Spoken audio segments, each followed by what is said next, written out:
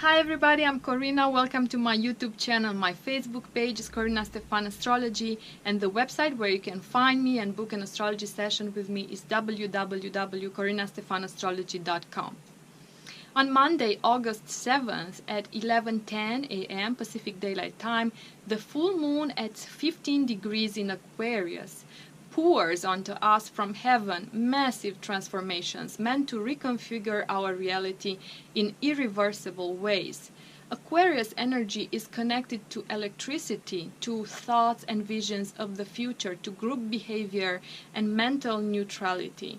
All these aspects of Aquarius energy are going to put us in the situation where we need to rewrite our identity with the highest detachment and objectivity we are capable of, disengaging from all useless or stormy dramas and asserting our identity in a new manner, radically different from the past ones, surprising and even shocking for those around us, similar to lightning striking down from the sky with no warning. Because this full moon is a lunar eclipse, the intensity of the cosmic message is so much higher than with an average lunation. Eclipses are created when the sun, moon, and the earth come in perfect alignment every 6 months. Eclipses are possible thanks to the fact that the sun appears to be the same size in the sky like the moon, though in reality the sun is much more bigger. This apparent perfect overlapping of the solar and the lunar disks is generated by the huge distance between the sun and the earth, which creates some sort of happy cosmic coincidence that gives birth to eclipses, makes them possible. Lunar eclipses occur when the Earth's shadow gets projected on the face of the moon, creating a blood moon. This color comes from the light of all the sunrises and sunsets on Earth that is received by the moon and mirrored back. A lunar eclipse is an invitation to deep changes that involve our emotions, our needs, and relationships, and how well we know to nurture these. A lunar eclipse puts under a magnifying glass our instinctive, unconscious, intuitive, and emotional side, which is ruled by the moon, while a solar eclipse is very different and it invokes transformations that involve our conscious mind, the way we make decisions, and the way we use our will and our personal power. A solar eclipse activates our day side and all that is crystal clear in the light of reason, in the light of our logical mind, while a lunar eclipse activates our night side, the shadow. That is all the issues we can only feel our way through by following our intuition, as they are surrounded by darkness and mystery. So the lunar eclipse on August 7th is about to bring extra awareness about our needs and our relationships and anything connected to them that has reached a maximum level of stagnation or of dramatic irritation, and so it needs radical transformations through some sort of profound release or separation. As the moon rules physical matter, rules the body, rules the emotional and physical needs in order to grow, rules our family and the bond we have with our mother, rules habits, traditions and repetitions that form the basis of our subconscious automatic responses, it is very likely that you will experience a turning point in the way you engage with life itself and in the way you respond to its opportunities and challenges. This lunar eclipse is a face-to-face date with our shadow and all that doesn't allow us to shine our light bright and be ourselves out of the fear of being judged based on social norms and standards. So this date is a very rare opportunity to clear a small piece of our shadow in the light of reason, by clearly understanding what exactly nurtures our souls when it comes to relationships with others, when it comes to group dynamics, and what exactly we need in order to be fulfilled and to live a meaningful life. Because this lunar eclipse involves the Leo Aquarius polarity, it represents a moment of intense dispute, of intense conflict between two tendencies. On the one hand, our tendency to follow our inner joy and be authentic by embracing the risk of standing emotionally naked in front of others. And on the other hand, the contrary tendency to disconnect from our heart and passions, hiding behind a group or hiding behind social norms and giving our personal power away. The shadow side of Aquarius emerges from a situation of imprisonment, where we feel trapped inside a repetitive mechanism that constantly disconnects us from our emotions and our vital force. It feels almost as if we were trapped inside a social clock-like mechanism where we feel sadness and frustration because we know we are just a small piece in the whole system. We are nothing but a pawn who is not capable of expressing talents or radiating their heart's true passion. Aquarius is a sign that sacrifices personal joy and the celebration of the present moment very easily because it focuses on the big picture and the group. It is a sign obsessed with humanity's higher good and with an innovative vision of the future, and therefore it can easily disconnect from what it feels or from the present moment. Aquarius-like approaches are fine up to a certain point. In comparison with universal drama and the needs of humanity, it is true that our personal drama is indeed small and insignificant. But the main problem that arises with this kind of disconnective pattern is that once we disconnect from what we love, from what gives us joy and purpose, and from what frees the innocence and the creativity of our inner child, we stop embracing our personal legend that Paulo Coelho is talking about in his book, in The Alchemist. We become more like a social robot, a mathematical average of all social standards regarding behavior. We become like an average number that pretty much covers everybody, but none in particular. It's just like a one-size item of clothing that fits all, but looks great on nobody. We become like a uniform that cannot be personalized. So, if we don't connect to the future based on every single moment's joy, radiating passion and enthusiasm, then the future that we build is gray and dull. It's a future where we have become detached from all that we love, and where we have repeated this behavior so many times that it has become a standard of normality.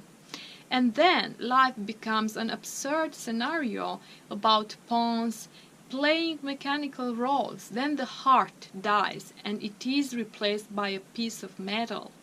Then we ask in vain questions like, what do you love doing? What's your passion? As we are going to receive the same answer, I don't know. Which is the short version for, I've long forgotten how it feels to be me. Aquarius feelings have nothing of the hot and dramatic expressivity of Leo. They are rather like mathematical constants that draw straight lines in our soul's evolution.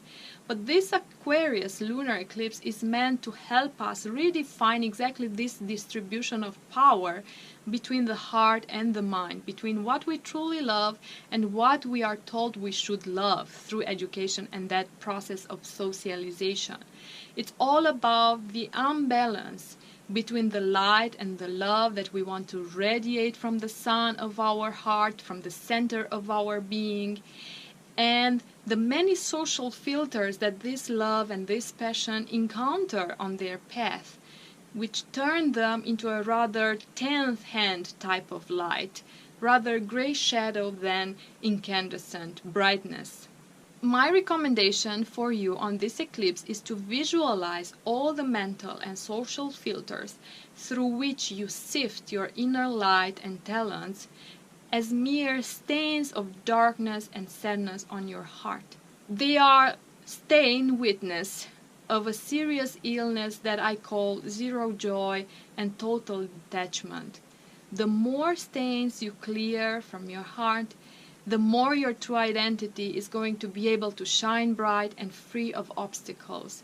So during the next 6 months, but it can also be longer because the effects of an eclipse can last up to 2 years after the event, try to work with the following questions. Where do I keep disconnecting from my heart and talents, hiding shy behind the identity of others and lacking confidence in my unique awesomeness, terrified by the fear of being rejected?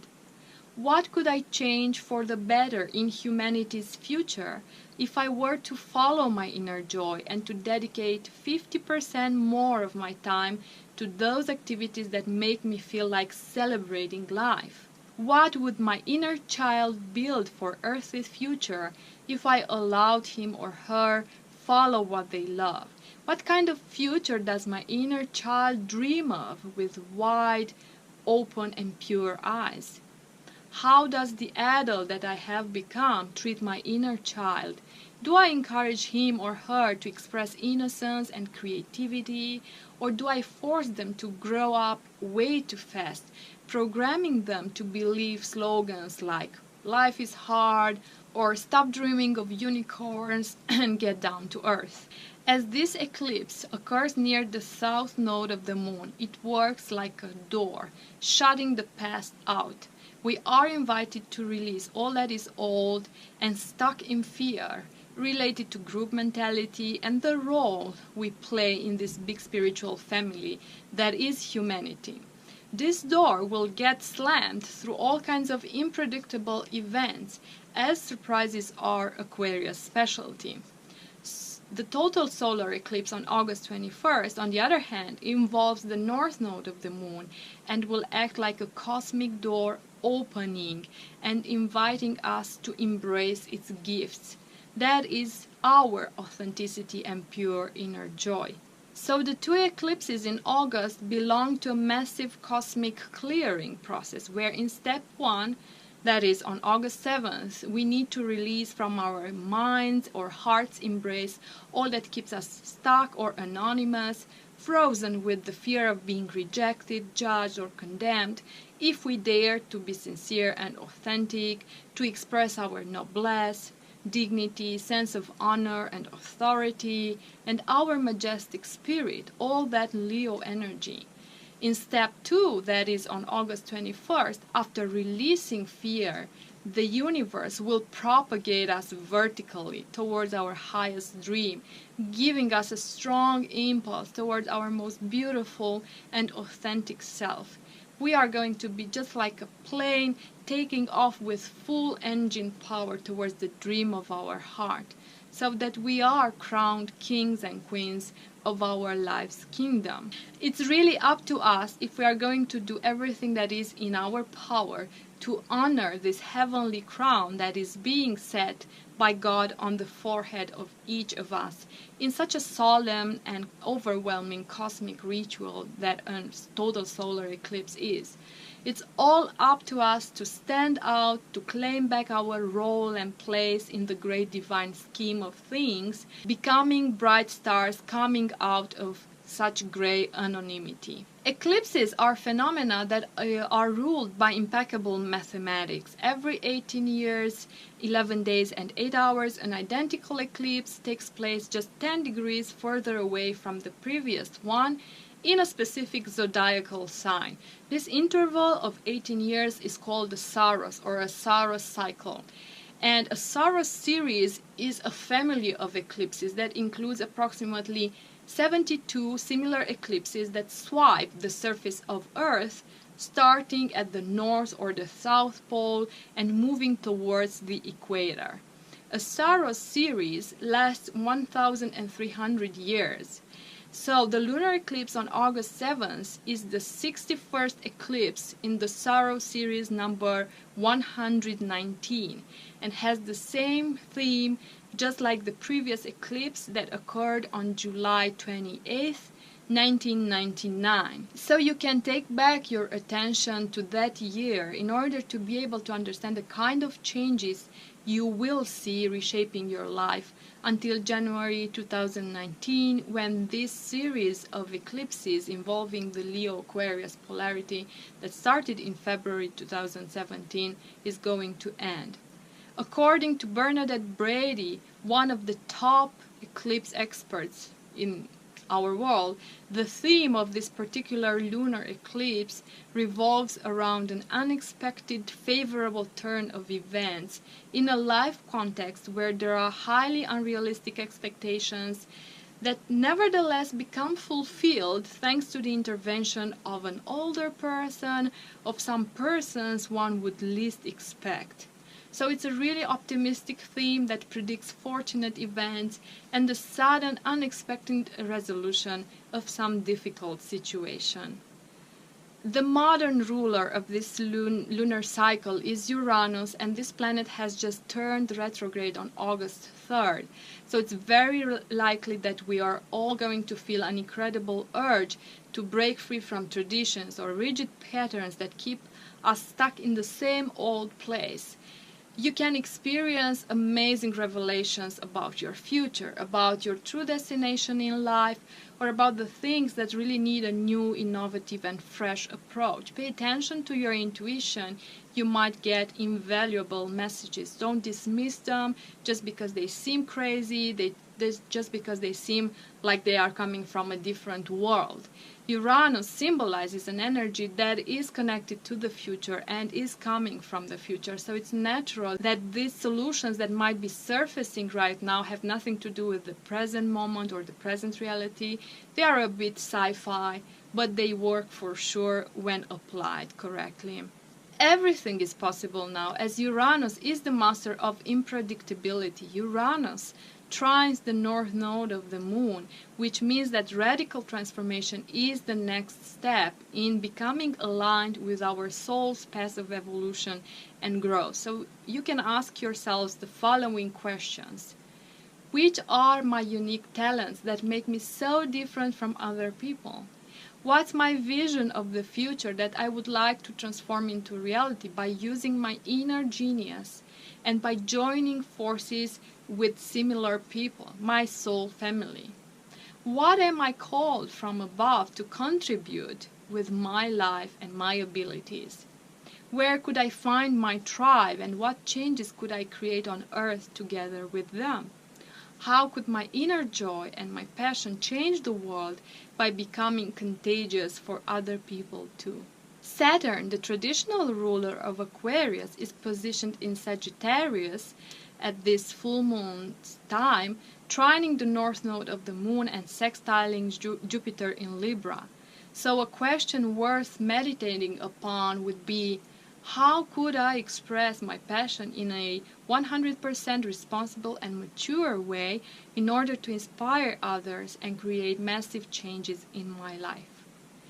The square, that angle of 90 degrees between Jupiter in Libra and Pluto in Capricorn, will last until August 21st, and it's the third time this aspect becomes exact since last year, so you can start revisiting the experiences that you faced in November, December 2016 and March through April 2017.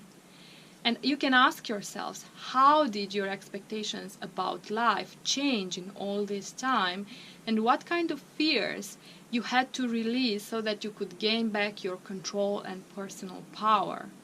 Are there any other expectations or beliefs waiting to be transformed when it comes to your personal relationships or when it comes to your personal vision about life? This square between Jupiter and Pluto will test our romantic partnerships for sure. It will test also business associations and even our relationship with life itself. If these partnerships are not mutually fair, then they need to be renegotiated and anchored on a new foundation. So you can expect tense episodes in your romantic life, but bless these times, as we have now an opportunity to understand the source of imbalance between me and the other and to do something about it. As Mars in Leo is conjunct the Sun in Leo and opposes this moon in Aquarius, we can expect a lot of Martian energy to surface through conflicts, through disputes, through physical or verbal duels. So don't turn a minor source of irritation into a massive conflict. Rather, direct this wave of energy and courage towards professional or personal goals, like, I don't know, sports, for example. This opposition between the conjunction between Mars and Sun on the one hand and the Moon in Aquarius on the other hand forms like the core axis of a boomerang configuration that involves Pluto in Capricorn and Neptune in Pisces. So what does this mean?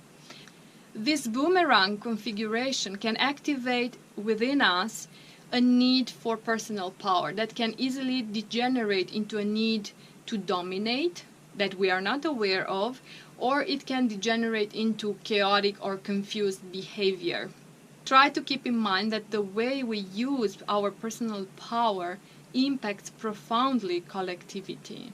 So we need to use our highest level of spiritual integrity, because it's not about who wins the game. It's about the impact of personal leadership on the immediate group and community. So use your charisma in a wise way, inspiring others to work towards transforming Earth into a paradise where polarities like good and evil, like light and darkness, have no meaning and no place anymore. Thank you, and don't forget to like, share, and subscribe.